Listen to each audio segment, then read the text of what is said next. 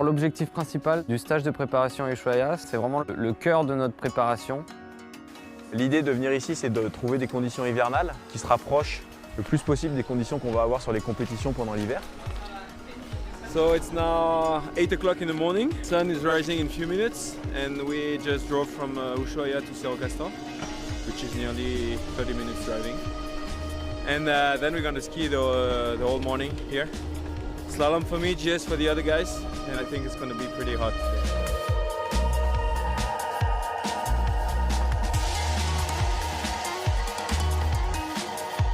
L'important de venir ici en Patagonie, c'est surtout de préparer au mieux les skis, de préparer la saison, de faire beaucoup de tests de matériel.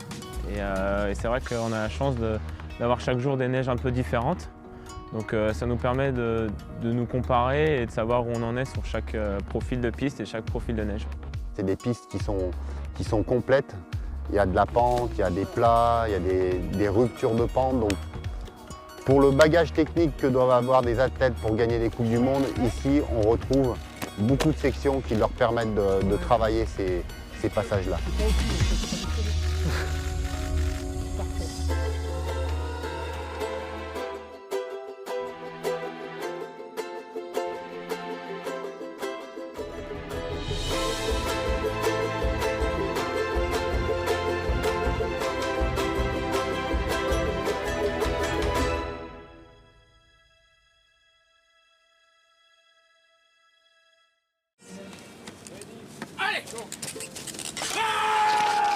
Alors les Jeux Olympiques, je dirais que c'est le plus bel événement sportif qui puisse exister, hein. Moi j'ai eu la chance justement de participer à Sochi et d'avoir en plus une médaille de bronze là-bas. Donc maintenant le but ce sera d'essayer de progresser et puis si je peux avoir une autre médaille, ce serait avec plaisir. Et en tout cas j'essaierai de m'accrocher pour ça. Alexis Pinturo. Pour moi c'est une fierté d'aller dans les pays et de pouvoir montrer aux gens ce qu'est la France à travers nous. J'aimerais qu'un de mes athlètes puisse être médaillé d'or, ça serait sympa. Je leur souhaite en tout cas.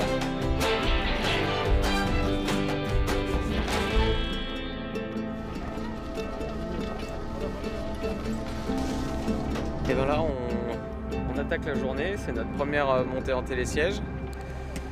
Donc voilà, les objectifs de la matinée, c'est toujours progresser sur les consignes techniques qu'on a décidées avec le groupe. Chaque athlète a ses propres objectifs, a ses propres consignes.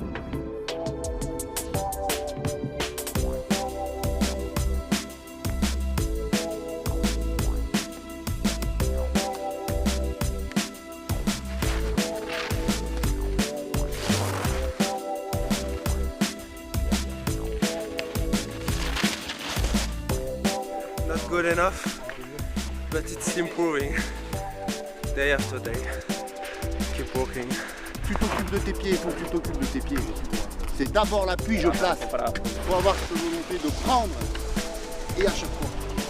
On fait du super travail, techniquement, physiquement, mais aussi sur le matériel. Donc par contre, faut être concentré, mais aujourd'hui on a des conditions qui sont assez exceptionnelles.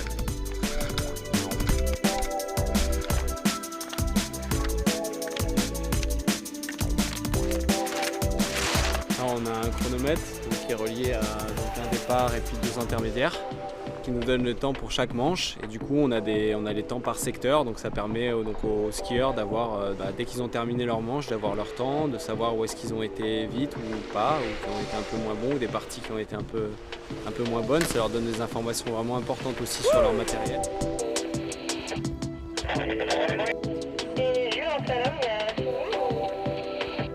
Good timing? Depends. If you have to be very slow, then I have very good timing today. The best. When it's good, you have a lot of pleasure. But today, not so much.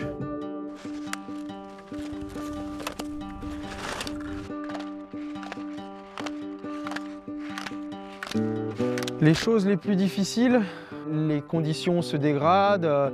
Derrière, il est difficile de skier du coup comme on aimerait, parce que forcément, quand il y a un trou ou un rail qui se forme, qu'il a tendance à nous descendre dans la ligne idéale, c'est forcément pas évident derrière de pouvoir skier comme on l'entend. Ouais. Tu sais, quand ça resserre, là, il y a deux portes qui resserrent en l'entrée du mur. Et derrière, il y a quand même un trou sur le pied droit.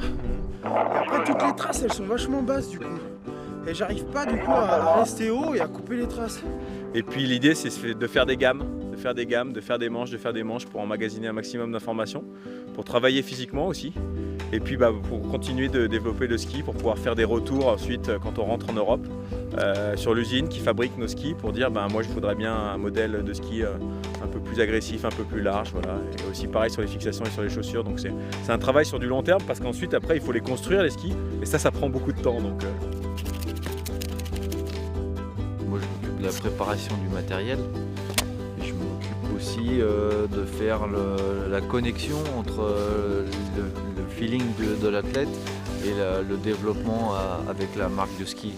C'est-à-dire je transmets les infos que l'athlète ressent aux fabricants de ski pour évoluer dans le matériel. Avoir un bon technicien, c'est 50% du boulot. Si tu as une belle voiture mais tu n'as pas de bons pneus, tu n'avances pas. Nous, c'est un peu ça. Donc il faut qu'on ait des bons pneus aux pieds. On est une équipe assez forte. Et du coup, l'avantage de ça, c'est que chaque jour d'entraînement, il y a quelqu'un qui est plus ou moins en forme par rapport aux autres et qui nous montre le chemin. Les gros avantages qu'il peut y avoir d'un groupe, c'est tout simplement l'émulation, le fait de, quand il y a un copain qui skie vite, de pouvoir justement se comparer à lui, savoir si nous aussi on skie vite. Chacun a sa personnalité, chacun a son parcours. Et avec tout ça, on s'entraide. Et quand on s'entraide, on va plus loin et on va plus haut. On fonctionne comme une grande famille. Moi, j'essaye de prendre soin de tous les gens qui travaillent avec moi. C'est vraiment comme ça que je conçois le ski alpin de compétition. Et puis on est une bonne bande de copains, on s'entraide les uns les autres, on se tire vers le haut et je crois que c'est aussi une des vraies raisons de notre réussite.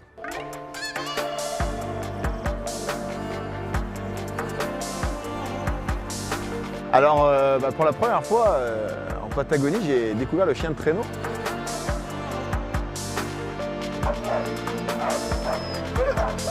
Ces journées-là, elles sont parfois importantes parce que ça permet de vraiment évacuer un petit peu toutes les contrariétés ou le stress qu'on a pu accumuler. Pendant qu'on est à l'entraînement, on a beaucoup d'exigences avec nous-mêmes, beaucoup de rigueur et ça permet peut-être de souffler un bon coup et d'évacuer tout ça pour repartir un petit peu à neuf. Voilà, on fait des chiens de traîneau avec Thibaut. Bon, t'as pas eu trop peur? Un peu. Ouais, c'est vrai qu'il y a un peu de vitesse, mais bon, on s'en sort plutôt bien. Hein? On a été plutôt pas mauvais. Hein? C'est lourd, tu vois? Moi, j'ai des athlètes qui viennent tous les matins avec le sourire et le plaisir de faire. Réussir ou pas réussir, ça c'est autre chose. Après, ça demande des qualités personnelles, etc. Tout le monde ne les a pas. Tout le monde ne peut pas être champion du monde de ski ou gagner des courses. Voilà quoi. Mais en tout cas, tout le monde peut avoir le plaisir de faire, quoi. Moi, je dis qu'il faut croire en ses rêves, il faut croire en soi.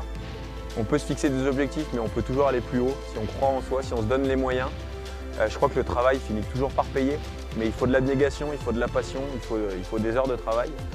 Et puis, quand on a des coups de moins bien, quand on est un petit peu dans le dur, je crois qu'il faut sourire. Et quand on sourit à la vie, en général, la vie, elle nous sourit. Donc, ça serait ça mon message.